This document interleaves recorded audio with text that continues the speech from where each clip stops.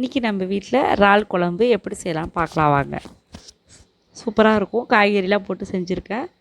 அதுக்கு முதல்ல மண் சட்டி எடுத்துருக்கேன். ஸ்டவ் ஆன் பண்ணி மண் சட்டி வச்சுக்கலாம். தேவையான அளவுக்கு எண்ணெய், பெருஞ்சீரகம் 1 ஸ்பூன் போட்டிருக்கேன். 4 பச்சை மிளகாய், கருவேப்பிலை, வெங்காயம். மிளகாத்தூள் இது கொஞ்சம் கம்மியாக போட்டுக்கோங்க.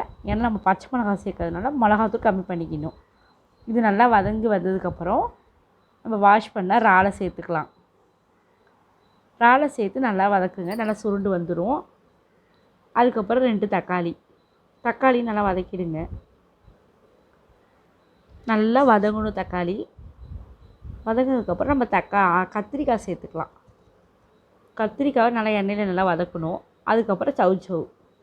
இந்த குழம்புக்கு கத்திரிக்காய், சௌசௌ, முருங்கைக்காய் 3 தான் போட போகிறேன். இப்போ குழம்பு கூட்டி வச்சுருக்கேன் பாருங்கள். இதில் 50 புளி, மிளகாத்தூள், உப்பு, 1/2 மூடி தேங்காய் அரைச்சி வச்சுருக்கேன். இதை நல்லா காய்கறி நல்லா வதக்கினதுக்கப்புறம் இந்த குழம்ப இதில் சேர்த்துக்கலாம். சேர்த்து நல்லா கொதி வரட்டும். முருங்கைக்காவை நம்ம கடைசியாக தான் போடணும். ஃபஸ்ட்டே போட்டால் கரைஞ்சிரும். காய்கறி ஒரு 3/4 ஸ்டேஜில் வெந்து வந்ததுக்கப்புறம் பாருங்கள், காய்கறி நல்லா வெந்துருச்சு. 3/4 ஸ்டேஜில் இருக்குது.